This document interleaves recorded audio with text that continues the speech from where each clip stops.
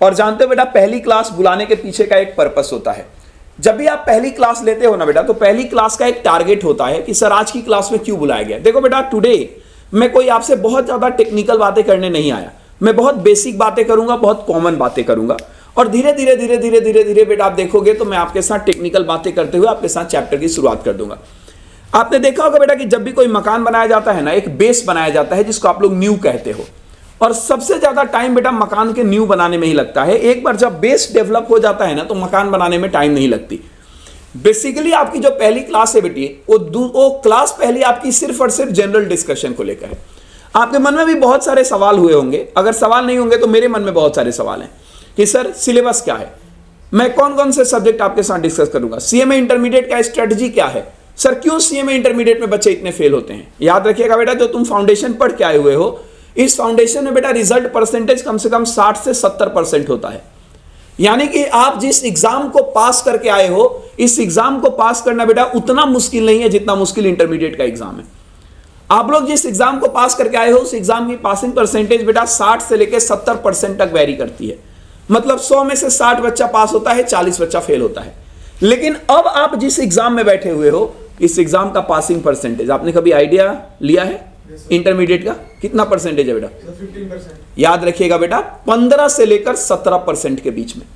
अर्थात अब आप जिस एग्जाम में बैठोगे, आप इस एग्जाम में 100 में से मात्र 15 बच्चा पास होगा, जबकि बेटा 85 बच्चा फेल होगा। सर आप हमें डरा रहे हो क्या? डरा नहीं रहा बेटा। आप गूगल पे डाल लीजिएगा सीएमए इंटरमीडिएट पासिंग परसेंटेज, आपको गूगल बाबा बता देंगे। मैं डरा नहीं रहा, मैं आपको एक्चुअल सिचुएशन शेयर कर रहा हूं। जनरली बेटा बच्चों को इतना ज्यादा इधर उधर की बातें बोल दी जाती है कि बच्चों को यह लगता है कि जैसे मैंने फाउंडेशन पढ़ा था वैसे ही मैं इंटरमीडिएट भी पढ़ूंगा और देखो ना मैं एग्जाम निकाल लूंगा। ऐसा नहीं है बेटा। आप जैसे फाउंडेशन पढ़े थे, अगर आपने ऐसे ही इंटरमीडिएट पढ़ा, इंटरमीडिएट का एग्जाम कभी नहीं निकल पाएगा। इंटरमीडिएट का एग्जाम बेटा बतौलेबाजी से नहीं निकलता है। इंटरमीडिएट का एग्जाम कॉन्सेप्ट, क्लैरिटी और क्वालिटी ऑफ द नॉलेज से निकलता है। याद रखिएगा, फाउंडेशन में आप लोगों ने क्या किया क्या नहीं किया, लिव इट, भूल जाइए आप उसे। सीएमए इंटरमीडिएट में आके जो क्वालिटी आपको मेंटेन करनी चाहिए, इस क्वालिटी पे अगर आप अपनी एजुकेशन को नहीं रखोगे बेटा, कोर्स आपका बहुत ज्यादा पीछा चला जाएगा, प्लस आपका एग्जाम निकल नहीं पाएगा। प्रोफेशनल एग्जाम प्रोफेशनल एक्सपीरियंस मांगता है। याद रखिएगा साहब, यहां पर जो भी कॉन्सेप्ट आप पढ़ोगे, that concept is 100% analytical, 100% with quality और विद कॉन्सेप्चुअल पढ़ोगे। आप अगर आए होंगे तो आपने देखा होगा बाहर बच्चे बैठ के टेस्ट दे रहे हैं। ये बच्चे वो हैं बेटा जो जनवरी में एग्जाम देने जा रहे हैं। सोचो बेटा, जनवरी में एग्जाम देने जा रहे हैं, बच्चों से हम अभी तक कनेक्शन बना के रखे हुए हैं। और आपको मैं बताते चलूं, मैराथन चालू होगा अभी। हम बच्चों के लास्ट मोमेंट तक साथ नहीं छोड़ते। इसके पीछे का रीजन है बेटा क्वालिटी मेंटेन करना और आपकी उस क्वालिटी और क्वांटिटी को मेंटेन करना जो आपके एग्जाम को काफी ज्यादा आसान करेगा।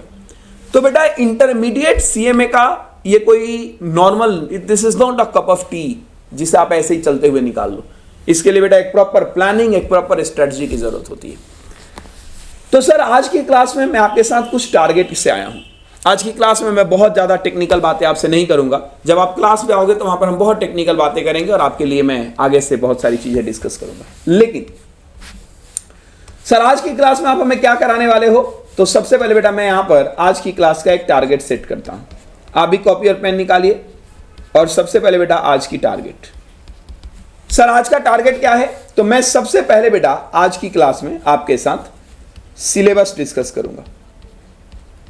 Syllabus of CMA inter. कितने बच्चे बेटा दोनों ग्रुप के हैं? Both group. Very good. कितने बच्चे इंडिविजुअल हैं? ओके, तो आप सारे बच्चे सिंगल ग्रुप के लिए टारगेट करो। ऑनलाइन वाले बच्चे बेटा चैट बॉक्स में बता देना आपका सिंगल है या डबल है बालक। तो मैं सीएमए इंटर लॉ का सिलेबस डिस्कस करूंगा। अगर आप दोनों ग्रुप के होते तो बेटा मैं लॉ एंड ऑडिट पढ़ाता हूं, तो मैं ऑडिट से भी बात करता आपसे। बट क्योंकि आप केवल और केवल एक ही ग्रुप दे रहे हो, तो याद रखिएगा बेटा मैं केवल और केवल सीएमए इंटरमीडिएट लॉ के सिलेबस की बात करूंगा। तो सबसे पहले हम लोग सिलेबस के बारे में बात करेंगे अलॉन्ग विद वेटेज, कि किसका क्या वेटेज है। फिर उसके बाद मैं आपसे कुछ स्ट्रेटजी के बारे में बात करूंगा कि कैसे आप इस सीए इंटरमीडिएट के सफर को आसान कर सकते हो। सीए में बनना कैसे आपके लिए आसान होगा, आपको किन किन बातों को ध्यान रखना होगा। फिर उसके बाद तीसरे नंबर पे बेटा मैं फॉर्मेलिटी के तौर पे अपने बारे में बताऊंगा, अबाउट मी। आपने देखा होगा जनरली जब कोई पहली क्लास होती है तो टीचर की ये फॉर्मेलिटी होता है कि बेटा वो अपने बारे में आपको बताएगा। जनरली मैं सबसे कम बिलीव करता हूं अपने बारे में बताना, क्योंकि मेरे बारे में अगर आपको जानना है तो वो बच्चा जो सीए में या सीए इंटर मेरे से पढ़ चुका है, आप उससे अगर पूछोगे तो आप मेरे बारे में ज़्यादा जान जाओगे।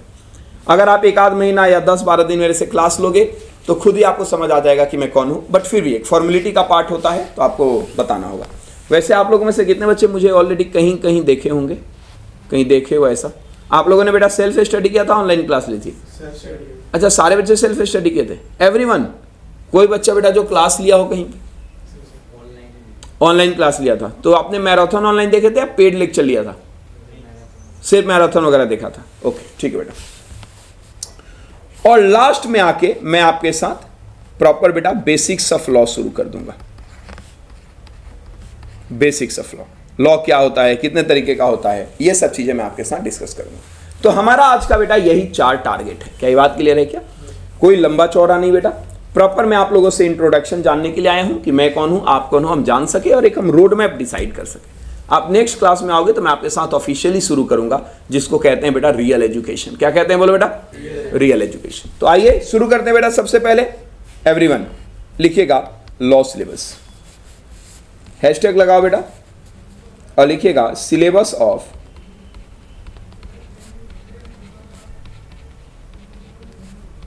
CMA inter law. क्योंकि बेटा मैं लॉ ही पढ़ाता हूं तो मैं आपके साथ CMA इंटरमीडिएट लॉ के बारे में बात कर लूं। कितने बच्चे इंटर लॉ के सिलेबस के बारे में ऑलरेडी जानते हैं? No idea? कोई दिक्कत नहीं बेटा, आ जाइए बेटा। CMA इंटरमीडिएट का जो लॉ है ना, ये 100 मार्क्स का पेपर है। मेरे साथ साथ नोट करते चलो, ये 100 मार्क्स का पेपर है और बेटा ये डिस्क्रिप्टिव प्लस MCQ दोनों है। आपको इसमें लगभग 10 नंबर के आसपास का MCQ दिखेगा और लगभग 90 नंबर के आसपास का डिस्क्रिप्टिव दिखेगा। इस इंटरमीडिएट के लॉ के सिलेबस को बेटा 4 पार्ट में डिवाइड कर दिया गया है। 4 पार्ट में, 1 2 3 4 बेटा। सबसे पहले पार्ट A है, फिर बेटा पार्ट B है, फिर पार्ट C है, फिर पार्ट D है। इसका जो पार्ट A है ना बेटा, वो कमर्शियल लॉ कहता है, वो कमर्शियल लॉ है, कमर्शियल लॉ। कितना बोलो बेटा? कमर्शियल। और याद रखिएगा ये जो कमर्शियल लॉ है बेटा, इसके बाद आपका जो पार्ट B है वो पार्ट B इंडस्ट्रियल लॉ है। ये पार्ट B आपका इंडस्ट्रियल लॉ है, इंडस्ट्रियल लॉ।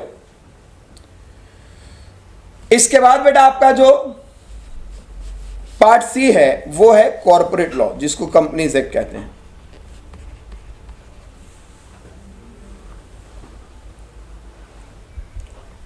कॉर्पोरेट लॉ बेटा। फिर उसके बाद जो पार्ट D आपका है वो पार्ट D क्या है बोलो बेटा एक बार उसे? एथिक्स।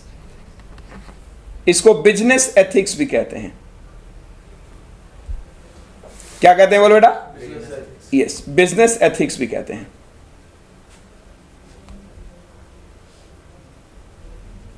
डन बेटा? Are you sure? ठीक है। अब सर इसकी कवरेज क्या है? तो कवरेज के बारे में बात कर लो बेटा। जो इसका कमर्शियल लॉ वाला पोर्शन है ना, कमर्शियल लॉ वाला पोर्शन, ये कितने नंबर का है बेटा? ये समझिए, इसका जो कमर्शियल लॉ वाला पोर्शन है, ये कमर्शियल लॉ पोर्शन लगभग बेटा 35 नंबर का कवर करता है, 35 मार्क्स। ये इंडस्ट्रियल लॉ जो है बेटा, ये लगभग 25 नंबर का कवर करता है। हाँ जी, 35 और 25। ये कॉर्पोरेट लॉ बेटा लगभग 30 नंबर का कवर करता है और ये एथिक्स वाला जो पोर्शन है बेटा, ये 10 नंबर का कवर करता है।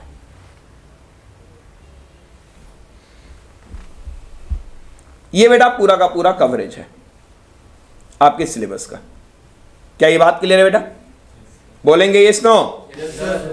अब सर इसमें और भी कुछ चीजें आपको जाननी जरूरी है, ध्यान से मेरी बात सुनिएगा बेटा जो ये कमर्शियल लॉ आप यहां पे देख रहे हो ना, कमर्शियल लॉ, इस कमर्शियल लॉ में आपको पढ़ना क्या है? तो इस कमर्शियल लॉ में आपको लगभग वो चैप्टर पढ़ने हैं बेटा, लगभग वो चैप्टर पढ़ने हैं जो चैप्टर आप लोगों ने फाउंडेशन में पढ़ा था। हां, उससे कुछ एक्स्ट्रा चैप्टर पढ़ना है। जैसे आप लोगों ने फाउंडेशन में क्या पढ़ा था, क्या बेटा? Indian contract act 1872। आपको सुन के आश्चर्य होगा कि बेटा इस कमर्शियल लॉ में आपको इंडियन कॉन्ट्रैक्ट एक्ट 1872 भी पढ़ना है। तो लिखिएगा मेरे साथ साथ, लिखते चलो बेटा, इंडियन कॉन्ट्रैक्ट एक्ट 1872। उसके बाद यहां पे बेटा आपको सेल ऑफ गुड्स एक्ट 1930 भी पढ़ना है। क्या आप लोगों ने फाउंडेशन में पढ़ा था इसके बारे में?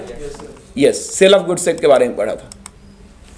फिर उसके बाद इसमें आपको एक चैप्टर पढ़ना है, आप लोगों ने ये भी फाउंडेशन में पढ़ा होगा, नेगोशिएबल इंस्ट्रूमेंट एक्ट 1881। बस इतना सा है बेटा कि आप लोगों ने फाउंडेशन में नेगोशिएबल इंस्ट्रूमेंट एक्ट के बारे में हल्का फुल्का पढ़ा होगा, यहां पर थोड़ा सा डिटेल है बेटा। तो नेगोशिएबल इंस्ट्रूमेंट एक्ट भी आप लोगों ने पढ़ा होगा, यह भी इंटरमीडिएट में पढ़ना है।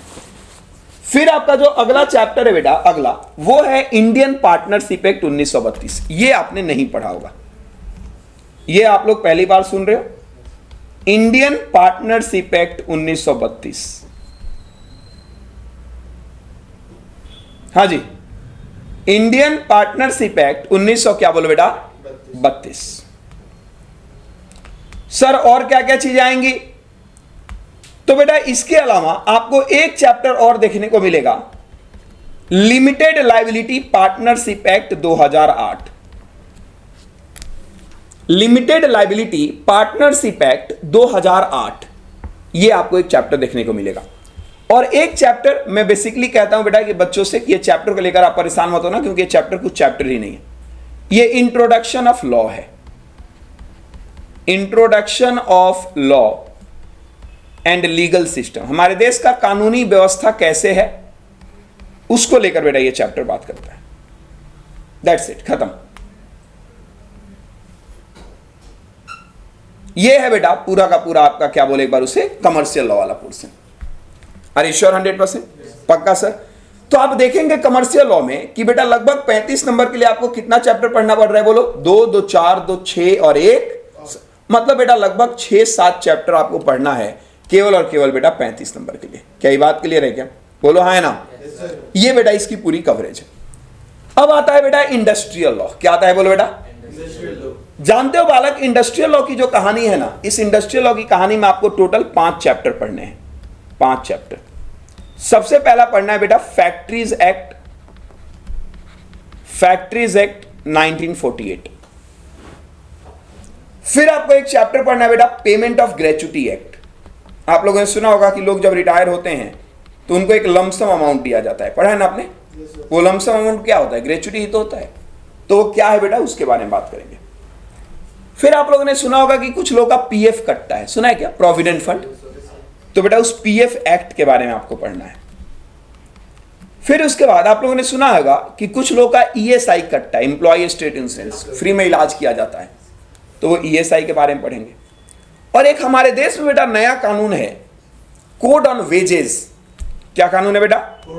Yes, code on wages. जैसे किसी इंप्लॉय के साथ मैनिपुलेशन ना हो, डिस्क्रिमिनेशन ना हो, टाइम से पेमेंट ऑफ वेजेस हो जाए, equal pay for equal work हो, वुमेन के साथ बेटा कोई डिस्क्रिमिनेशन ना हो, इन सब चीज के लिए कानून बनाया गया है, कोड ऑन वेजेस।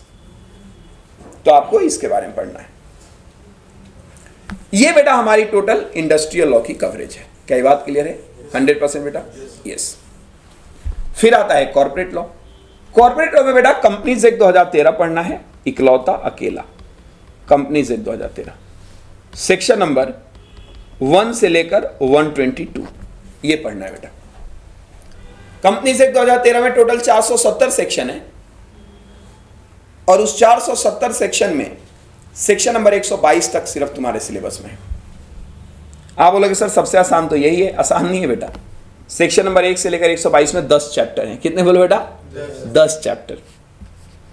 और यहां पर है एथिक्स, और एथिक्स में बेटा केवल एक ही चैप्टर आपको देखने को मिलेगा, बिजनेस एथिक्स। क्या मिलेगा बोलो?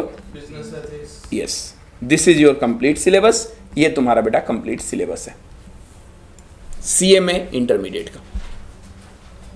इस सिलेबस को लेकर मैं एक बात कहना चाहता हूं। आप लोगों ने फाउंडेशन में बहुत इंजॉय किया था, बहुत इंजॉय बेटा। CMA फाउंडेशन का सिलेबस कुछ है ही नहीं, चम्मच है, चम्मच बेटा। जितनी फाउंडेशन की मस्ती है ना, ये लोग इंटरमीडिएट में आके निकाल देते हैं। इंटरमीडिएट, CMA इंटरमीडिएट के लॉ का सिलेबस बेटा अंडर द स्काई, आसमान के नीचे का सिलेबस है, बहुत लेंदी सिलेबस है, बहुत लेंदी। अब मैं एक बात आपको बता दूं, इन्होंने क्या किया बेटा तुम्हारे इंस्टीट्यूट ने, कि इस बार इस पूरे के पूरे पार्ट का कवरेज बदल दिया है। ये जो वेटेज है इसको चेंज कर दिया है, ये पुराना वेटेज था बेटा। अब नया वेटेज इन लोगों ने क्या किया है, ध्यान देना, बस जरूरत आएगी तो लिख लेना, कि एज पर लेटेस्ट सिलेबस इन्होंने इस कमर्शियल लॉ को कर दिया है बेटा 30%। कितना कर दिया है, ध्यान से सुनना। इन्होंने बेटा इस इंडस्ट्रियल लॉ को कर दिया है 15%, यानी 15 नंबर का। कितना कर दिया बोलो बेटा, इन्होंने इस कमर्शियल कंपनी लॉ को यानी कॉर्पोरेट लॉ को इन्होंने कर दिया है 40 नंबर। रिपीट अबाउट, कितना नंबर, और बेटा इसने एथिक्स को कर दिया है 15 नंबर। कितना नंबर बोलो बेटा, this is your new and updated syllabus. ये तुम्हारा अपडेटेड सिलेबस है, that is 30 number, 15 number, 40 number, 15 number. मेरा मानना है बेटा ये अननेसेसरी 15 नंबर का चैप्टर है, लेकिन एग्जाम पास करने में सबसे इंपॉर्टेंट रोल प्ले करता है बेटा। एक चैप्टर 15 नंबर, जो रीड करो वहीं से क्वेश्चन आएगा। डन करे क्या? तो अब आपने आइडिया लगा लिया होगा बेटा कि आपको ये पूरा का पूरा सिलेबस कैसे पढ़ना चाहिए। क्या ये बात क्लियर है? सारे बच्चे बोलो बेटा हाँ या ना। यस। तो ये आपका सिलेबस है बेटा। सिलेबस में आपके तरफ से कोई भी इफ एंड बट अगर हो, प्लीज मोस्ट वेलकम।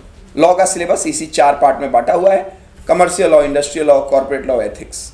कॉर्पोरेट में कंपनी लॉ पढ़ना है, एथिक्स में 1 चैप्टर पढ़ना है, इंडस्ट्रियल में 5 पढ़ना है, कमर्शियल में 6 पढ़ना है। क्या ये बात क्लियर है क्या? Are sure 100%? ठीक है बेटा। जैसे ये सारा का सारा सिलेबस हो गया, सिलेबस होने के बाद बेटा मैं आपसे कुछ नॉर्मल डिस्कशन करना चाहता हूं। इसको नोट करने की जरूरत नहीं है, सिर्फ आप लोग सुन लीजिए। स्ट्रेटजी ऑब्लिक डिस्कशन, कुछ बातें बेटा। CMA इंटरमीडिएट का सिलेबस मैं कहता हूं आसान है, प्रोवाइडेड आप मेरी कुछ बातें मान जाओ।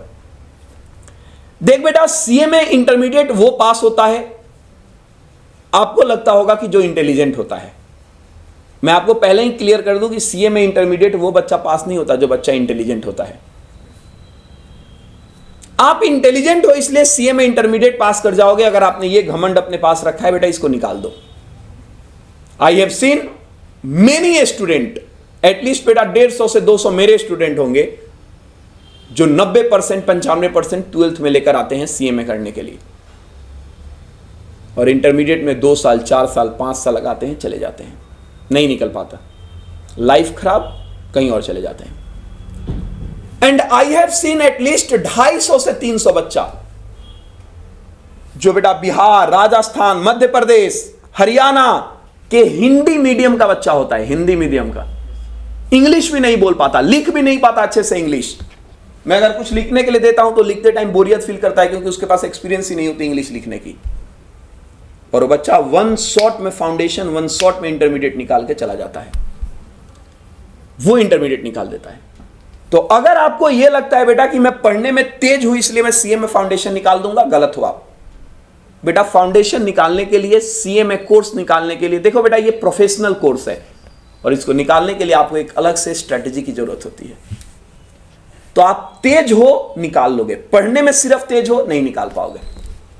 इसलिए आपको कुछ स्ट्रेटजी का ध्यान रखना है, और अगर आपने इस स्ट्रेटजी को फॉलो किया, मैं आपको चुनौती देता हूं बेटा, आप अपनी कॉपी के किसी साइड में लिख लो कि आप CMA इंटरमीडिएट हंसते हुए निकाल लोगे, हंसते हुए, कोई दिक्कत ही नहीं होगी। आपको लगेगा सर ये तो फाउंडेशन से भी आसान है।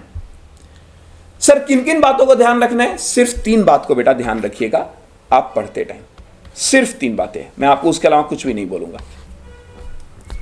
सबसे पहली बात कि बेटा आप लोग रेगुलरिटी एंड कॉन्टिन्यूटी को मेंटेन करना। Regularity and continuity.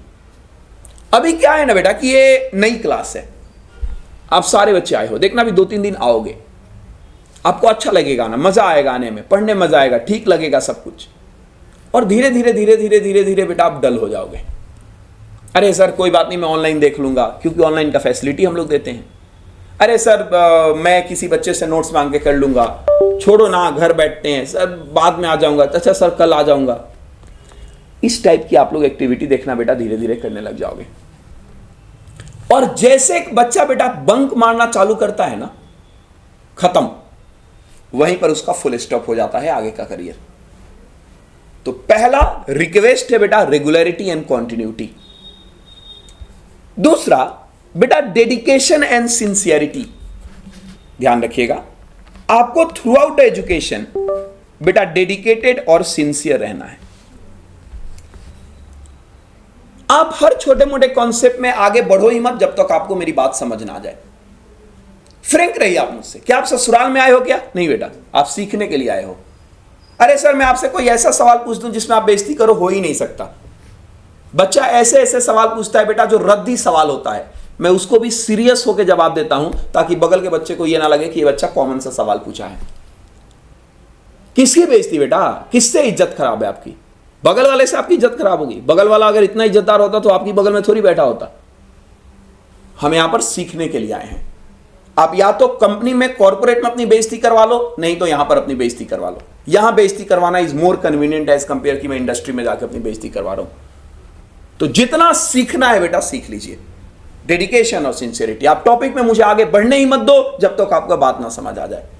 आप एक सवाल अगर 100 बार पूछोगे, मैं चुनौती देता हूं, प्रॉमिस करता हूं कि मैं 200 बार उसका जवाब दूंगा, 200 बार। तो इसलिए डेडिकेशन एंड सिंसियरिटी। और तीसरी बात कि बेटा क्वालिटी को मेंटेन करने में मैं एक रत्ती भर भी पीछे नहीं हटूंगा, रत्ती भर भी पीछे। जब यहां से 5-5.5 महीने में आपका सिलेबस कंप्लीट होगा और जब आप यहां से जाओगे तो you will say thank you कि सर थैंक यू, हम लोगों ने बहुत कुछ सीखा है। तो आपकी क्वालिटी को बेटा अपग्रेड करने में मैं कोई रत्ती भर कमी नहीं छोड़ूंगा। यू विल सी कि जो सब्जेक्ट मैं आपको पढ़ाऊंगा that will subject is a depth in the entire India. बहुत डेप्थ होगा वो। आप लोग बेटा पढ़ने में पीछे मत हटना, रिवीजन करना, क्वेश्चन करना। आप लोग जब यहां के रजिस्टर्ड स्टूडेंट हो जाओगे आपको अलग अलग बुक दिया जाएगा बेटा। आपको एक लॉ बुक दी जाएगी इस तरीके से, ये आपका कॉन्सेप्ट बुक है। और इसके अलावा एक कंपनी लॉ का क्वेश्चन बैंक आपको दिया जाएगा जिसमें सिर्फ क्वेश्चन एंड आंसर है। तो आप खूब पढ़ने पे ध्यान देना, पीछे मत हटना पढ़ने से। मेरा मानना है कि बेटा पढ़ने वाला बच्चा अगर पढ़े ना तो फिर उसका काम क्या है? सोचो ना, हमारा काम क्या है बेटा? पढ़ने का ही तो काम है, और हम वो भी काम अच्छे से नहीं कर रहे। आपके पास अगर एजुकेशन की ताकत है, यू कैन डू एनीथिंग। तो इसीलिए आप कुछ भी करिए लेकिन पढ़िए। मेरा मानना है बेटा, हालांकि नए बच्चों से मैं ये बात नहीं बोलता, पुराने बच्चे मेरे जानते हैं। नए बच्चों से मैं इसलिए बात नहीं बोलता कि बच्चा मिसकम्युनिकेट हो जाएगा, क्या रे यार ये तो ये करने के लिए कह रहा है। नहीं, मैं हमेशा बच्चों से कहता हूं कि तुम जो करना चाहते हो करो, प्रोवाइडेड तुम पढ़ने में ठीक रहो, तुम्हारी सारी कमी दूर हो जाएगी। सिगरेट पी रहे हो, पियो, पढ़ने में तेज रहो। दारू पी रहे हो, पढ़ो, एजुकेशनल बैकग्राउंड तुम्हारी ठीक होनी चाहिए। I know at least 3 to 4 accounts in the law faculty of Delhi. Law और अकाउंट्स के टीचर को मैं लगभग 4-5 ऐसे टीचर को जानता हूं who is a chain smoker. Chain smoker है बेटा, आधे घंटे में 15-20 सिगरेट पीते हैं, बिना दारू के कहीं जाते नहीं, बिना दारू के कहीं रहते नहीं। है मजाल कोई उनको जाके पियक्कर बोल दे, बोल ही नहीं सकते आप। एजुकेशन की ताकत उनके पास है, पैसा कमा रहे हैं, प्रोफेशनल हैं, पढ़ने लिखने में तेज हैं। तो बेटा एजुकेशन की ताकत एक अलग ताकत होती है। तो आप जो करना है करिए, लेकिन एजुकेशन के साथ करिए। सिर्फ ये 3 बातें आप ध्यान दीजिएगा, इसके अलावा कुछ भी नहीं चाहिए। Nothing, you will qualify your course. आपको एक काम करना है बेटा, लॉ की क्लास को लेने के लिए आपको एक सेपरेट कॉपी मेंटेन करना होगा। क्या मेंटेन करना होगा बोल बेटा? भले आप आज आए हो तो कोई भी कॉपी लेकर आए हो, लेकिन आप एक सेपरेट कॉपी मेंटेन करना और एक ब्लू एंड ब्लैक पेन लेके आना। सर हम लोग घर जाके फेयर करते हैं, कोई बात नहीं बेटा, घर जाके आप फेयर करना, मैं उसमें कोई रिस्ट्रिक्शन नहीं लगा। घर जाके फेयर करो या मत करो, लेकिन आपकी क्लास में भी जो नोट्स होनी चाहिए वो अच्छे से मेंटेन होना चाहिए। हेडिंग आपने लिख दिया ब्लैक से, कंटेंट आपने लिख दिया ब्लू से। जब आप रिवीजन करने बैठोगे तो आपको पढ़ने में अच्छा लगेगा। तो आप बेटा सेपरेट कॉपी, और मैं तो हमेशा कहता हूं कि हर सब्जेक्ट की कॉपी बेटा सेपरेट होनी चाहिए। हर सब्जेक्ट की कॉपी। क्या बात क्लियर है क्या? लेकिन लॉ की कॉपी सेपरेट जरूर रखना, दैट्स इट। ये मुझे कुछ स्ट्रेटजी आपसे शेयर करना था। अब आता है कि सर हम लोग घर जाके फेयर करते हैं। कोई बात नहीं बेटा, घर जाके आप फेयर करना, मैं उसमें कोई रिस्ट्रिक्शन नहीं लगा। घर जाके फेयर करो या मत करो, लेकिन आपकी क्लास में भी जो नोट्स होनी चाहिए वो अच्छे से मेंटेन होना चाहिए। हेडिंग आपने लिख दिया ब्लैक से, कंटेंट आपने लिख दिया ब्लू से। जब आप रिवीजन करने बैठोगे तो आपको पढ़ने में अच्छा लगेगा। तो आप बेटा सेपरेट कॉपी, और मैं तो हमेशा कहता हूं कि हर सब्जेक्ट की कॉपी बेटा सेपरेट होनी चाहिए, हर सब्जेक्ट की कॉपी। क्या बात क्लियर है क्या? लेकिन लॉ की कॉपी सेपरेट जरूर रखना, दैट्स इट। हाँ बेटा, ये कोर्स आपका जो जाता है, ये कोर्स की ड्यूरेशन बेटा होती है 5 महीने की, 4.5 से लेकर 5 महीना। बेसिकली आपको मैंने इसमें एक बात नहीं बताई, मैं बता ही देता हूं। आपका जो बेटा ये सिलेबस मैंने बताया था ना, 4 पार्ट में बटा हुआ है, बताया था ना, 1 2 3 4। That is a commercial law, यहां बताया था इंडस्ट्रियल लॉ, यहां बताया था कंपनीज एक्ट, और यहां बताया था एथिक्स। बेटा इसमें आप मेरे साथ ये और ये वाला पोर्शन देखोगे, companies act and ethics. Commercial law आपको बेटा रुचि मैम पढ़ाएंगी, इंडस्ट्रियल लॉ आपको बेटा खुशबू शनोरिया मैम पढ़ाएंगी। और आप देखोगे कि कभी कभी ऐसा भी होगा, जैसे अभी आपका इंडस्ट्रियल लॉ वाला पोर्शन चालू होगा और मेरे साथ कॉर्पोरेट लॉ वाला चालू होगा, तो आप देखोगे कभी कभी आपको मल्टीपल बैच ज्वाइन करना पड़ेगा। मतलब लॉ के लिए 2 बैच चल रहा है, ऐसा भी हो सकता है, क्योंकि पार्ट 2 है बेटा। कोई कंफ्यूजन नहीं है, किस बात का कंफ्यूजन? कुछ भी नहीं बेटा। इंग्लिश जब आप थे तो इंग्लिश में 2 पार्ट था, लिटरेचर और ग्रामर था ना, तो कंफ्यूज हो रहे थे आप, लिटरेचर का एक चैप्टर ग्रामर का चल रहा था। बिल्कुल नहीं, ये दोनों पार्ट ही अलग है। इंडस्ट्रियल लॉ का बेटा कोई लेना देना नहीं है कंपनीज एक्ट 2013 से, ये सेपरेट है, ये सेपरेट है। Okay sir, both group single group को लेकर काफी कंफ्यूजन है, इसमें कंफ्यूज होने की जरूरत नहीं बेटा। मैं आपको एक आइडिया देता हूं, आप खुद ही शेयर कर लेना। बेटा 1 ग्रुप देना चाहिए, 2 ग्रुप देना चाहिए, इसका कोई सॉलिड आंसर है ही नहीं। इसका आंसर एक ही है कि जो तुम्हारा दिमाग और दिल कह रहा है तुम वही करो। हर ग्रुप के देने के बेटे अपने फायदे होते हैं। अगर आप दोनों ग्रुप दोगे तो उसके भी कुछ अलग फायदे हैं, 1 ग्रुप दोगे उसको भी अपने अलग फायदे हैं। सर आप हमें 1 ग्रुप देने के फायदे बता सकते हो? हाँ बता सकता हूं बेटा। आपकी इफेक्टिवनेस और इफिशियंसी लगेगी, आपका कंसंट्रेशन होगा, आपके मेहनत के लिए आपको टाइम मिलेगा, बहुत ज्यादा आप पैनिक नहीं करोगे, आप अच्छे से प्रेजेंटेशन एंड रिमाइंड कर सकते हो सिलेबस को। ये सब फायदे होते हैं बेटा सिंगल ग्रुप के। सर डबल ग्रुप का फायदा बहुत है बेटा, दोनों ग्रुप आप दोगे तो भी फायदा है। याद रखिएगा, एक ग्रुप में 4 पेपर, दूसरे ग्रुप में 4 पेपर, टोटल 8 पेपर होते हैं। इस 8 पेपर में 30% सिलेबस बेटा कहीं ना कहीं एक दूसरे को कवर करता है, पहली फायदा। दूसरा फायदा क्या है बेटा, ध्यान से सुनिए। अभी आप फाउंडेशन पास करके आए हो, तो अभी और इंटर के एग्जाम के बीच में आपको 9 महीने का टाइम दिया जाएगा। 9 महीने बाद आपका एग्जाम होगा, लेकिन जब आप 9 महीने बाद एग्जाम दोगे और उसके बाद जो आप अगला एग्जाम दोगे उसके बीच में केवल 4 महीने का गैप मिलेगा। तो अभी आप 9 महीने में केवल 4 पेपर तैयार कर रहे हो, लेकिन अगले 4 महीने में जब एग्जाम देकर सेकेंड ग्रुप तैयारी शुरू करोगे तो अगले 4 महीने में आपको सिर्फ 4 पेपर 4 ही महीने में कंप्लीट करना होगा। क्योंकि मान लो बेटा तुम एग्जाम देने जा रहे हो एग्जाम्पल के लिए जून में, तो जून के बाद जब आओगे तो अगला एग्जाम दिसंबर में होगा, तो जून तो पूरा तुम्हारा एग्जाम में निकल जाएगा। 5 महीने मिलेंगे ना, जैसे जून में देंगे? नहीं बेटा नहीं मिलेगा आपको, मैं काउंट करके बता रहा हूँ। जून में आपने पूरा एग्जाम दिया, जुलाई, अगस्त, सितंबर, फाउंडेशन दिया जैसे दिसंबर में, फिर जनवरी से अपना वो स्टार्ट हो जाएगा, तो जनवरी से जून तक तो सर 5 महीने हुए ना बेटा। आप एलिजिबल हो फॉर द जून, आप जून का टारगेट कर रहे हो या दिसंबर का टारगेट कर रहे हो? जून 25। एवरीवन जून 25 टारगेट कर रहे हो, फिर तो बात ही खत्म हो गई। फिर आपने यहाँ भी टारगेट 5 महीने का ही रखा है, उससे कोई दिक्कत नहीं बेटा। होता क्या था कि जो सीए का एग्जाम होता है ना, या आप लोग का एग्जाम होता है, आप इसमें पहला अटेम्प्ट, जैसे जो बच्चे टारगेट कर रहे हैं ना बेटा दोनों ग्रुप देने का, वो क्या करते हैं कि अपना जून टारगेट रखते ही नहीं है, वो रखते ही अपना टारगेट बेटा दिसंबर वाला एग्जाम है। तो एक सिंगल स्ट्रेंच में आपको पहला अटेम्प्ट के लिए टाइम कितना मिल गया बोलो बेटा? 9 महीने। अब होगा क्या कि मान लो तुमने जून में एग्जाम दिया, तो जून तो पूरा एग्जाम में चला गया बेटा आपका। फिर उसके बाद जुलाई आया, तो जुलाई, अगस्त, सितंबर, अक्टूबर, नवंबर, बस आप इसी को मानो, दिसंबर आप मानो ही मत। रिजर्विंग दिसंबर में तो एग्जाम आपका है। तो मुश्किल ये होती है बेटा कि टाइम ना एग्जाम दे, अच्छा एग्जाम देने के बाद आपको लगता है कि तुम पढ़ना चालू कर दोगे, तुरंत नहीं करोगे बेटा। हर एक बच्चा रिजल्ट का वेट करता है कि ताकि मैं डिसाइड कर पाऊं कि मुझे कौन सा ग्रुप देना है। मान लो भगवान ना करे ग्रुप 1 का रिजल्ट बेटा कुछ इधर उधर आ गया, तो फिर तो ग्रुप 1 भी पढ़ना पड़ेगा। तो आप लोग क्या करते हो, रिजल्ट का वेट करते हो। अच्छा, आपका जून वाला रिजल्ट आता कब है बेटा? अगस्त के फर्स्ट वीक में। यानी एक बच्चा अगस्त में ये डिसाइड करता है कि मुझे क्या करना है, तो अगस्त, सितंबर, अक्टूबर, नवंबर, 4 महीना। तो एक ये डिमेरिट है बेटा एक ग्रुप देने का। अच्छा, एक और भी फायदा होता है दोनों ग्रुप देने का। सुनो क्या फायदा है। आपको पता है ना बेटा, ग्रुप 1 में पास होने के लिए आपको 50% एग्रीगेट चाहिए, और ग्रुप 2 में भी आपको पास होने के लिए 50% एग्रीगेट चाहिए। 4 पेपर है, यानी 200 नंबर यहां चाहिए, 200 नंबर यहां चाहिए। मान लो कि ग्रुप 1 में आपके 190 नंबर रह गए।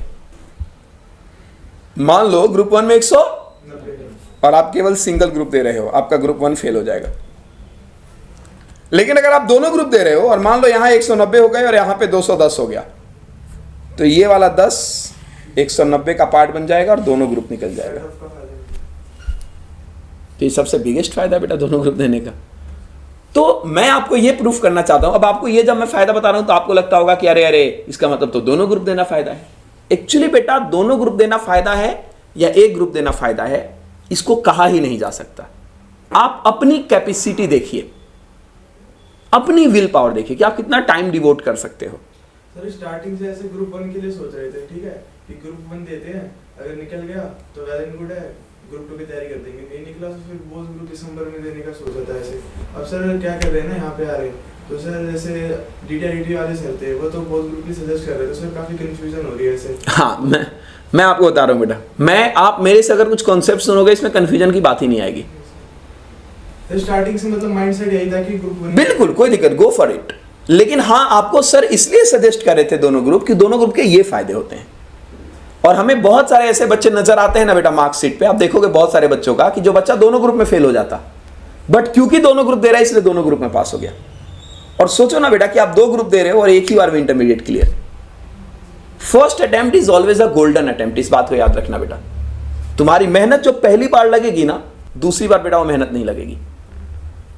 तो इसलिए कोई भी सजेशन आपको देता है बेटा कि if possible you should join both group, but मैं हमेशा कहता हूं कि कौन सा ग्रुप आपको देना है, please let it be decided by you. आप अपनी फैमिली इन्वायरमेंट देख लो बेटा, आप अपने मॉनेटरी टर्म्स देख लो, पैसा, आप अपने टाइम डिवोशन देख लो, तुम कितना ज्यादा फैमिली के ऑब्लिगेशन से भरे हुए हो, क्योंकि घर के भी तो काम है ना। जरूर बेटा हम लोग मिडिल क्लास फैमिली के लोग हैं, तो हम कितना टाइम दे सकते हैं, कितना अपना मेंटली वर्क कर सकते हैं, कितना हम लोग एजुकेशन का टाइम देंगे, पैसा क्या कहता है, फैमिली क्या कहती है, इन सब बात को देख के अगर आपको लगता है कि yes sir I am capable for both group, please go for both group.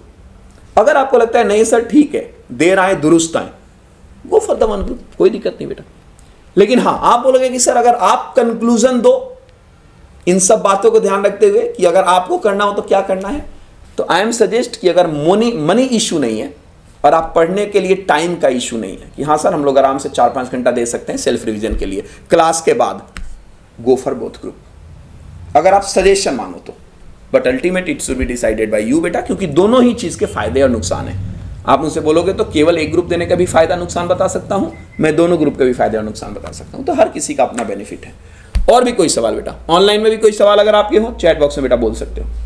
एक बार हम जब क्लास शुरुआत कर देंगे तो ये सब बातें भी नहीं हो पाएंगी, तो इसलिए कोई भी आपके मन में सवाल हो मोस्ट वेलकम, कुछ भी कहीं से भी। Are you sure everyone? Lock करें बेटा फिर ऑनलाइन बेटा, साक्षी, एवरीवन आपके मन में कोई सवाल है बेटा? अगर नहीं तो फिर मैं आपके साथ क्लास की शुरुआत कर रहा हूं बेटा। हाँ जी चलो ठीक है बेटा, ओके। तो आ जाइए साहब, शुरू करते हैं फिर। वैसे तो नेक्स्ट क्लास में ही मुझे आपके साथ शुरू करना था, बट फिर भी आप लोग आए हो तो शुरुआत कर दी जाए, ज्यादा बेटर है कि आप लोग आए हो तो कुछ पढ़ के भी चले जाओ। हेडिंग डालेंगे सारे बच्चे, हेडिंग रहेगा बेसिक्स एंड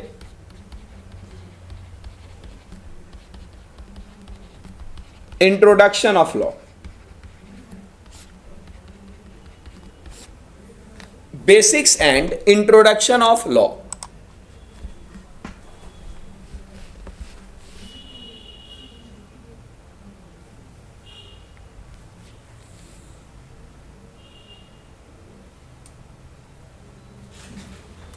बेसिक्स ऑफ क्या बोलो बेटा? Basics and introduction of law. आइए सुनो बेटा, एक लॉ के टीचर की मजबूरी होती है कि वो बच्चे के साथ जब भी श्री गणेश करे, मैं आपके साथ लॉ की फाइनली श्री गणेश कर रहा हूं, तो वो सबसे पहले बच्चों के साथ बेसिक्स ऑफ लॉ के बारे में डिस्कस करता है। आपने देखा होगा मैथ्स का टीचर आपके साथ जब भी पढ़ाना चालू करेगा 1 2 सिखाता है पहले, इंग्लिश वाली मैम ABCD, हिंदी वाला टीचर क ख ग घ। लॉ वाले टीचर की मजबूरी है बेटा कि जब भी आपके साथ शुरू किया जाए तो आपको सबसे पहले बेसिक्स और इंट्रोडक्शन ऑफ लॉ सिखाया जाता है। अगर मैं आपसे पूछूं बेटा what do you mean by the word law, तुम लोग फाउंडेशन में पढ़े हुए हो बिजनेस लॉ का पेपर, लेकिन अगर मैं आपसे बोलूं कि लॉ क्या होता है तुम चुप हो जाओगे। इंडियन कॉन्ट्रैक्ट में बता दोगे concept, sale of goods act में बता दोगे, लेकिन लॉ क्या होता है अगर मैं पूछूं तुम चुप हो जाओगे। इसका एक ऑथेंटिकेटेड डेफिनेशन आप नहीं दे पाओगे। अगर मैं आपसे बोलूं बेटा how many kinds of law, नहीं बता पाओगे। मैं बोलूं आपसे बेटा सिविल लॉ और क्रिमिनल लॉ में क्या डिफरेंस होता है, आप नहीं बताओगे। मैं बोलूंगा बेटा हाई कोर्ट और डिस्ट्रिक्ट कोर्ट में किसके फैसले कब एक दूसरे के ऊपर एप्लीकेबल हो जाते हैं, नहीं बता पाओगे आप। मैं आपसे बोलूं बेटा हमारे देश में कानून बनाने का प्रोसेस क्या है, नहीं बता पाओगे आप। तो याद रखिएगा बेटा ये सब बेसिक्स बातें होती हैं लॉ को लेकर, और एक बच्चे को अगर आप स्ट्रॉन्ग फाउंडेशन देना चाहते हो तो सबसे पहले बेटा बेसिक्स के बारे में बात की जाती है कि लॉ क्या है, उसका ऑब्जेक्टिव क्या है, प्रोसेस क्या है हमारे देश में कानून बनाने का, कितने तरीके का होता है कानून, नेशनल लॉ क्या है, इंटरनेशनल लॉ क्या है, कॉन्स्टिट्यूशनल लॉ क्या है, सिविल लॉ क्या है, क्रिमिनल लॉ क्या है, पुलिस FIR क्या होती है, इंडियन जुडिशरी सिस्टम कैसे चलता है। ये सब कुछ बेसिक बातें हैं बेटा जो बच्चों को बतानी चाहिए, और जब ये सारी बातों की जानकारी आपके पास हो जाएगी देन बेटा यू आर एलिजिबल कि मैं आपके साथ कोई भी चैप्टर की शुरुआत कर सकूं। क्या ये बात क्लियर है क्या? तो आइए बेटा सबसे पहले हम लोग बात करते हैं basics and introduction of law की। सो गेटिंग फर्दर, सारे बच्चे लिखेंगे पॉइंट नंबर 1। पॉइंट नंबर 1 आप मेरे साथ लिखते चलिए और उसके बाद बेटा मैं एक्सप्लेन करता हुआ चलूंगा। लिखिएगा law is set of rules and regulation that guides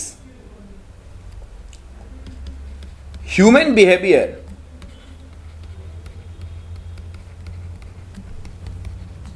in society and enforced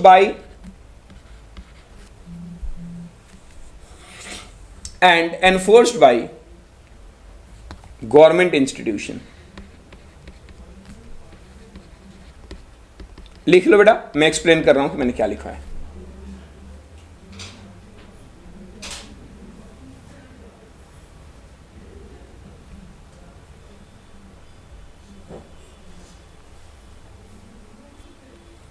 आ जाओ बेटा, आज के बाद कोई आपसे लॉ का डेफिनेशन बोले तो आपका आंसर बेटा यही होना चाहिए कि देखिए साहब लॉ जो होता है ना ये set of rules and regulation होता है जो ह्यूमन बिहेवियर को गाइड करता है इन सोसाइटी, और ये एनफोर्स किया जाता है गवर्नमेंट इंस्टीट्यूशन के द्वारा। समझो बेटा ये पूरी कहानी क्या है। देखो बेटा लॉ कुछ नहीं है, ये बहुत सारे रूल्स एंड रेगुलेशंस को मिलाकर बना हुआ है। एक ऐसा रूल्स एंड रेगुलेशन बेटा जो ह्यूमन के बिहेवियर को गाइड करता है। इस बात को आप लोग हमेशा याद रखिएगा कि law never regulates animal behaviour, law बेटा ऑलवेज रेगुलेट्स ह्यूमन बिहेवियर। कानून इंसानों के लिए बनाई जाती है, कानून बेटा जानवर के लिए नहीं बनाई जाती। अगर कुत्ते ने आपको काट लिया कुत्ता जेल नहीं जाएगा, लेकिन अगर आपने कुत्ते को काट लिया जेल चले जाओगे। शेर अगर आपको खा जाता है जेल नहीं जाएगा शेर, लेकिन आप शेर को खा जाते हो जेल चले जाओगे। याद रखिएगा बेटा कानून पढ़ते टाइम मैं आपको हर वो टेक्निकल एग्जांपल दूंगा जिसके थ्रू आप लीगल बेसिक बैकग्राउंड को स्ट्रॉन्ग कर सको। मैं आपके साथ एक प्रैक्टिकल एग्जांपल शेयर करना चाहता हूं, क्योंकि तुम लॉ पढ़ने के लिए आए हो। अपने बेटा संस्कार और लाज शर्म इसको बाहर रख के आओ अगर आप कानून अच्छे से सीखना चाहते हो तो। मुझे याद है बेटा कि जब मैं 5th क्लास में था तो हमारे एक हिंदी के टीचर थे, चिंताहरण सर नाम था, 80 साल की उम्र थी। तो हमें वो किताब पढ़ा रहे थे। किताब पढ़ाते टाइम कहानी थी बेटा हिंदी की, और हिंदी की कहानी में थी कि लाल बत्ती पे एक कार रुकी और हस्बैंड वाइफ बेटा दोनों बात करने लग गए, और जब लाल बत्ती ग्रीन हुई तो वाइफ ने हस्बैंड से कहा कि डार्लिंग गाड़ी आगे बढ़ाओ। तो 80 साल के सर जब पढ़ाने लग गए तो उन्होंने डार्लिंग वर्ड को बेटा छोड़ दिया, बोला ही नहीं डार्लिंग। पुराने जमाने के लोग, उनको ऑफेंसिव वर्ड लगा ये। अब बेटा मैंने बोला कि सर वो बीच में क्या लिखा हुआ है? बेटा उस बंदे ने मेरे को इतना मारा, इतना धोया कि मेरी तबीयत खराब हो गई थी, बुखार लग गया था मुझे। क्या बेटा वो संस्कार में लेके बच्चों को लॉ पढ़ा सकता हूं क्या? नहीं। आप घर जाना और गूगल पे डालना section 376 of Indian penal code, rape की डेफिनेशन। अगर मैं आपको पढ़ाने लग जाऊं, बाहर से लोग आ जाएंगे कि ये क्लास में क्या कर रहा है, ये बच्चों को पढ़ा रहा है या पूर्ण सिखा रहा है। सेक्शन 376 रेप का डेफिनेशन ऐसा है बेटा। और मैं अगर लाज शर्म के साथ बच्चों को पढ़ाऊं तो मैं बच्चों को कानून ही नहीं सिखा पाऊंगा। तो कानून को अगर अच्छे से सीखना है बेटा तो लाज और शर्म को दूर करके आइए, तब आप लॉ की एक्चुअल फीलिंग सीख पाएंगे। मैं आपको एक एग्जांपल दे रहा हूं कि मैं क्या कहता हूं बेटा, कि लॉ हमेशा ह्यूमन बिहेवियर को रेगुलेट करता है, एनिमल बिहेवियर को रेगुलेट नहीं करता। आपने आए दिन बेटा देखा होगा न्यूज़पेपर में सेक्सुअल इंटरकोर्स विद एनिमल, जानवरों के साथ बेटा फिजिकल रिलेशन बनाना। अगर एक मैन एनिमल के साथ फिजिकल रिलेशन बनाता है, याद रखिएगा जेल हो जाएगा बंदे को। सेक्शन 377 आईपीसी, 3 साल की जेल है बेटा किसी भी एनिमल के साथ फिजिकल रिलेशनशिप बनाने में। लेकिन अगर एनिमल किसी मेन के साथ बेटा फिजिकल रिलेशनशिप बना देता है ह्यूमन के साथ, there is no section in the Indian penal code जो जानवर को जेल भेज सके। बेटा दिस इज अ लॉ, ये कानून होता है। कानून ह्यूमन बिहेवियर को रेगुलेट करता है, कानून एनिमल बिहेवियर को बेटा रेगुलेट। याद रखिएगा अगर हमारे देश में ह्यूमन बिहेवियर को रेगुलेट ना किया जाए तो मैन बिकम्स अनकंट्रोलेबल। आपने देखा होगा बेटा इतने सारे कानून के बाद भी हमारे देश में रेप, डकैती, मर्डर, चोरी ये सब होते रहते हैं ना, लेकिन लोगों के मन में एक थ्रेट होता है। वो थ्रेट किस चीज का होता है? कानून का। रिपीट अबाउट किसका होता है बोल बेटा? अब इसमें ध्यान देने वाली बात यह है, एक तो ध्यान देने वाली बात यह थी जो मैंने बता दिया कि ये रूल्स एंड रेगुलेशन होता है। दूसरी बात बेटा ये ह्यूमन बिहेवियर को गाइड करता है। तीसरी बात ध्यान देने वाली यह है कि ये ह्यूमन बिहेवियर के पर्सनल बिहेवियर को रेगुलेट नहीं करता, ये सोसाइटी बिहेवियर को रेगुलेट करता है।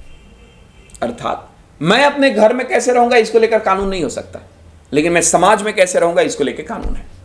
आप लोग अपनी कार घर में कैसे पार्क करोगे इसको लेकर कानून नहीं होता, लेकिन आप अपनी कार रोड पे कैसे पार्क करोगे इसको लेकर कानून है। मैं शादी करूं या ना करूं बेटा ये मेरी मर्जी, लेकिन मैं एम इंस्टीट्यूट में आकर अपना बिहेवियर कैसे रखूं इसको लेकर कानून है। बोलो बेटा हाँ है ना? तो पर्सनल नहीं सोसाइटी बिहेवियर को गाइड करता है। Are you sure 100%? और बेटा याद रखिएगा ये एनफोर्स किया जाता है, मतलब अप्लाई किया जाता है किसके द्वारा? Government institution. अगर आज मैं कोई इलीगल काम करूं मुझे गिरफ्तार करने के लिए कौन आएगी? Police. Police is a government institution ना। अगर मैं रोड पे बेटा बिना लॉ के कार चलाऊं मेरे को बेटा चालान काटने वाली कौन होगी? ट्रैफिक। तो क्या बेटा traffic is a government institution ना। अगर बेटा मैं इंडियन रेलवे पे जाऊं और इंडियन रेलवे में विदाउट टिकट ट्रैवलिंग करूं तो मेरे को गिरफ्तार करने वाला बंदा कौन होगा? टीटी। तो TT is a government institution ना। तो याद रखिएगा कानून एक ऐसा रूल्स एंड रेगुलेशन होता है बेटा जो ह्यूमन बिहेवियर को गाइड करता है, और वो भी उसके सोसाइटी में। और याद रखना एनफोर्स किया जाता है किसके द्वारा? बोलो बेटा गवर्नमेंट इंस्टीट्यूशन। आ जाइए बेटा point number 2।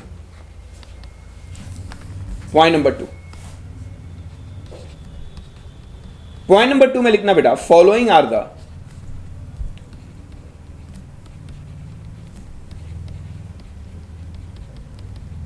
objectives of following are the objective of laws। कानून का बेटा अपना कुछ उद्देश्य होता है।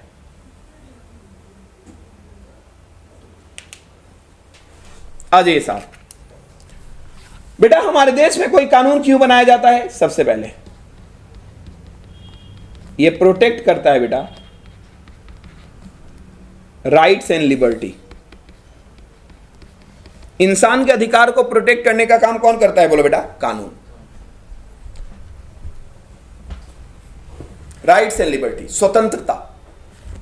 आप लोग अपने घर के बगल के पार्क में जा रहे हो, क्या कोई रोक सकता है क्या आपको? तुरंत आप बोलोगे कि भाई ये मेरी मर्जी, हाँ है ना? तो किसी भी पर्सन का बेटा जो अधिकार है और उसकी जो लिबर्टी है, उस लिबर्टी और अधिकार को कोई छीने ना, इसकी जिम्मेदारी किसकी है? बोलो बेटा कानून की है। दूसरा, ये रेगुलेट करता है बेटा human conduct and action. Human के कंडक्ट और एक्शन को अगर बेटा रेगुलेट ना किया जाए तो वो अनकंट्रोल हो जाएगा। लोग रेप करना, डकैती करना, चोरी करना, ये सब बढ़ा देंगे। आज अगर आप देखते हो तो लोग इन सब कामों से डरते हैं बेटा। इसके पीछे का कारण क्या है? सिर्फ कानून। क्या बोलो बेटा? सिर्फ कानून। यस। नेक्स्ट बेटा, तीसरा ऑब्जेक्टिव होता है कानून बनाने का। ह्यूमन कंडक्ट का क्या मतलब है? ह्यूमन कंडक्ट मतलब ह्यूमन जो भी काम करता है। कंडक्ट मतलब वर्क होता है बेटा, काम। इसके बाद नेक्स्ट कानून का ऑब्जेक्टिव होता है बेटा promoting social order and value.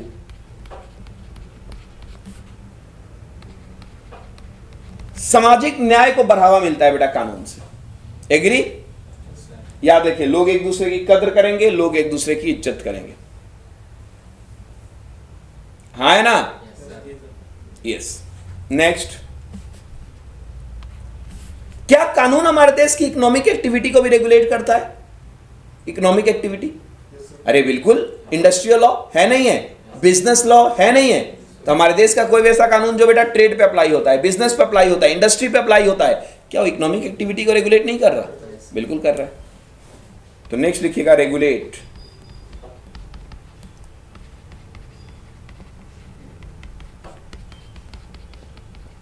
Economic activity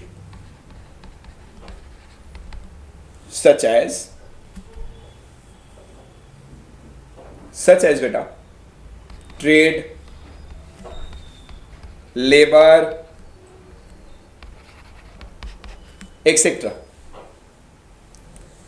trade, labour etcetera.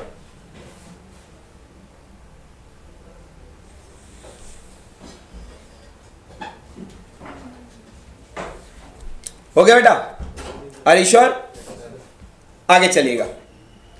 ये आपके हैं बेटा, क्या बोले एक बार उसे? ऑब्जेक्टिव। किसके ऑब्जेक्टिव बोले बेटा? कानून के। अगर ये सारे ऑब्जेक्टिव नहीं होते तो हमारे देश में कानून की बेटा कोई खास जरूरत नहीं होती। अरे श्योर। वैसे ऑब्जेक्टिव और भी बहुत सारी चीजें हो सकती है बेटा। ये देखो, क्राइम को कम करना, लोगों के इंटरेस्ट को प्रोटेक्ट करना, समाज में हार्मनी लाना, हाँ या ना, ब्रदरहुड को प्रमोट करना, भाईचारा को प्रमोट करना, बहुत सारे ऑब्जेक्टिव हो सकते हैं बेटा कानून के। लेकिन मेरा इंटेंशन है यहाँ पर मेन बातें आपको बताना, ताकि तुम लॉ पढ़ने के लिए तैयार हो सको। तो बेटा जो बातें बतानी थी वो इंपॉर्टेंट बात मैंने आपको बता दी, हाँ या ना? अब इसके बाद चलते हैं बेटा आगे। That is the third point. Third point में मैं आपसे बात करूंगा बेटा टाइप्स ऑफ लॉ की, इसीलिए सेंटर ऑफ द पेज पे लिखिएगा types of law. Centre of the page पे लिखिएगा बेटा टाइप्स ऑफ लॉ। और हमारे देश में कानून बेटा दो तरीके का होता है, दो तरीके का। एक होता है बालक नेशनल लॉ, कम ऑन। एक होता है नेशनल लॉ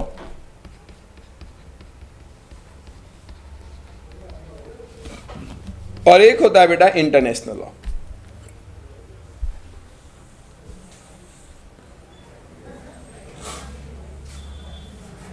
एक होता है नेशनल लॉ और एक होता है इंटरनेशनल लॉ।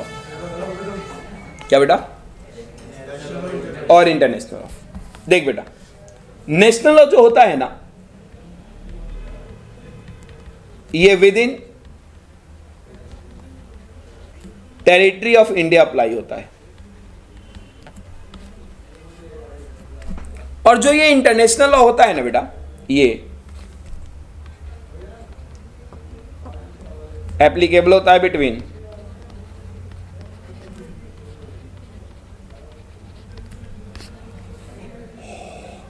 टू और मोर कंट्री।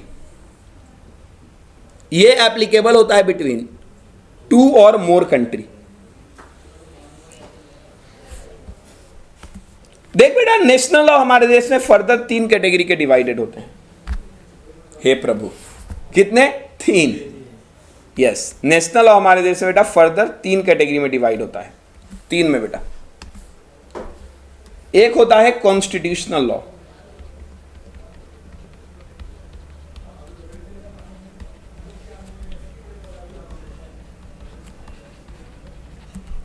एक होता है बेटा सिविल लॉ और एक होता है बेटा क्रिमिनल लॉ। नेशनल लॉ 3 तरीके का होता है। सर बिजनेस लॉ किस लॉ में पढ़ते हैं हम? सिविल में। ये तो ब्रांच है बेटा, सिविल लॉ का फर्दर ब्रांच। ऐसे मैं बोलूं तो बहुत लॉ है, प्रॉपर्टी लॉ है, मैट्रिमोनियल लॉ है, सोशल लॉ है, इंडस्ट्रियल लॉ है, लेबर लॉ है, इकोनॉमिक लॉ है, क्रिमिनल है ना, बहुत सारे लॉ है, लेकिन ये सब ब्रांच होते हैं। मेनली बेटा लॉ के 2 टाइप्स होते हैं, नेशनल, इंटरनेशनल। इंटरनेशनल का कोई टाइप्स नहीं होता, बताऊंगा मैं आपको, लेकिन नेशनल फर्दर 3 तरीके का होता है, या तो संविधान, नहीं तो सिविल, नहीं तो क्रिमिनल। अब आप जितने लॉ बोलोगे ना बेटा, कहीं ना कहीं इसी में पार्ट हो जाएगा। इंटरनेशनल लॉ आप पढ़ने के लिए आए हो या नेशनल लॉ पढ़ने के लिए आए हो? आपको कौन सा लॉ पढ़ाया जाता है, नेशनल या इंटरनेशनल? नेशनल बेटा। मैं आपको क्या जर्मनी का कानून पढ़ाने के लिए आया हूं क्या? नहीं बेटा, भारत नेशनल। लेकिन क्या इंटरनेशनल लॉ का भी 1-2 एग्जाम्पल आपके पास होनी चाहिए? यस, 1-2 एग्जाम्पल होनी चाहिए, ताकि कोई पूछे तो हम बता सके। तो कोई भी ऐसा कानून बेटा जो 1 से ज्यादा कंट्री के बीच में एप्लीकेबल होता है, वो कौन सा लॉ है बोलो बेटा? इंटरनेशनल। आप लोगों ने नाम सुना है क्या, United Nation Organization? Yes sir. कौन सा लॉ है बेटा? इंटरनेशनल। एक कंट्री पे अप्लाई होता है, बहुत सारी कंट्री पे। आप लोगों ने नाम सुना है क्या? जरूर सुना होगा, कोविड में WHO सुना है, वर्ल्ड हेल्थ ऑर्गेनाइजेशन। आप लोगों ने एक नाम सुना होगा, WTO, वर्ल्ड ट्रेड ऑर्गेनाइजेशन। ये सब इंटरनेशनल लॉ का पार्ट है बेटा। आप लोगों ने एक नाम नहीं सुना होगा, बट फिर भी मैं जबरदस्ती लिखवाना चाहता हूं, international court of justice, ICJ। फिर एक्सेट्रा कर देना। इंटरनेशनल कोर्ट ऑफ जस्टिस, मान लो बेटा भारत और पाकिस्तान के बीच में डिस्प्यूट हो गया, कौन से कोर्ट में जाए? भारत के सुप्रीम कोर्ट में। वो लोग मानेंगे ही नहीं। फिर पाकिस्तान के कोर्ट में जाए, बेटा हम उनकी बात नहीं मानते, उनकी कोर्ट की क्या बात मानेंगे? बोलो हाँ है ना। तो जब भी 2 या 2 से ज्यादा कंट्री के बीच का डिस्प्यूट होता है ना बेटा, वो कहां जाता है बोलो एक बार? उसे ICJ, international court of justice. बहुत सारे देशों को मिलाकर एक कोर्ट तैयार किया गया है, जो इंटरनेशनल लेवल पे जो भी फैसला सुनाता है 1 से ज्यादा कंट्री के बीच में मान्य होता है। बोलो हाँ है ना। मैं आपको बताऊं तो भारत का एक लेटेस्ट केस यहाँ पे गया था, लेकिन लेटेस्ट केस को गए हुए भी 10 साल हो गए, जिसका नाम है कुलभूषण जाधव केस। कितने लोग जानते हैं इस केस के बारे में? कुलभूषण जाधव बेटा याद रखना, भारत का एक नेवी ऑफिसर, उसको पाकिस्तान वालों ने बेटा किडनैप कर लिया और अपने देश में ले जाके स्पाई का केस चला दिया, जासूस। अब पाकिस्तान की सुप्रीम कोर्ट बेटा वो तो पढ़े लिखे होते नहीं है, एविडेंस और ढूंढने उनको बेटा आता नहीं है, उन्होंने उसको फांसी की सजा सुना दी, कुलभूषण जाधव को फांसी की सजा, पाकिस्तान की सुप्रीम कोर्ट ने। इधर बेटा ये बंदा 56 इंच का बैठा हुआ है, कौन? मोदी। ये बेटा मामले को लेकर चला गया इंटरनेशनल कोर्ट ऑफ जस्टिस में, और भारत की तरफ से इस केस को फाइट करने वाला पता है कौन है? इंटरनेशनल कोर्ट ऑफ जस्टिस में बेटा जज बैठे रहते हैं अलग अलग देश का, और आप जाके वहां पे अपनी बात रखिए। तो भारत की तरफ से इस केस को फाइट करने वाले एक advocate, very well known personality, नाम है हरीश साल्वे। क्या? यस, हरीश साल्वे। इन्होंने भारत की तरफ से इस केस को फाइट किया था, और उस पूरे के पूरे बेटा फांसी की सजा को रोक लगवा दिया। क्या लगवा दिया? क्योंकि याद रखना, तुम लोग कुछ भी बोलो, लेकिन इंटरनेशनल कोर्ट ऑफ जस्टिस जो बोलेगा तुम्हें मानना पड़ेगा, हाँ है ना। तो फांसी की सजा पर रोक लगवा दिया, और इसके बदले में हरीश साल्वे ने पता है कितने रुपए लिए थे? 1 रुपया। भारत सरकार से कितने रुपए लिए थे बेटा? ओनली 1 रुपया, सिंगल। जबकि हरीश साल्वे की पर हियरिंग कॉस्ट बेटा लाखों करोड़ों रुपए में जाती है। Harish Salve is by qualification chartered accountant. बाद में उन्होंने LLB किया और प्रैक्टिसिंग करना भी चालू कर दिया। तो ये है बेटा इंटरनेशनल कोर्ट ऑफ जस्टिस की पूरी कहानी। अब देख बेटा, कायदे से बेसिकली मैं नेक्स्ट क्लास में ना आप लोगों से एक एक करके अब इसके बारे में डिटेल बात करूंगा, क्योंकि इंटरनेशनल लॉ तो बेटा खत्म ही हो गया। नेशनल लॉ बता ही दिया विद इन कंट्री होता है, लेकिन नेशनल लॉ फर्दर कितने कैटेगरी का होता है बोलो बेटा? 3। एक कौन सा होता है बोलो बेटा? कॉन्स्टिट्यूशनल, एक होता है सिविल, एक होता है क्रिमिनल। अब इसका जो फर्दर डिवीजन है ना बेटा, ये फर्दर डिवीजन मैं कब कराऊंगा बोलो? नेक्स्ट क्लास में। अभी हमारा एक टारगेट था सिर्फ और सिर्फ एक बेसिक डिस्कशन, जो मैं कर चुका हूं। Are you sure? हम लोग नेक्स्ट क्लास में शुरू करेंगे कि कॉन्स्टिट्यूशनल लॉ क्या होता है, सिविल लॉ क्या होता है, क्रिमिनल लॉ क्या होता है, और इस चैप्टर को लेकर चलेंगे आगे। आपकी तरफ से बेटा कोई भी सवाल अगर हो रिलेटिंग टू दिस और anything, please most welcome. Are you sure? कोई भी सवाल नहीं बेटा? फाइनली यहां पर मैं मिलता हूं आप लोगों के साथ नेक्स्ट क्लास में। गॉड ब्लेस बेटा।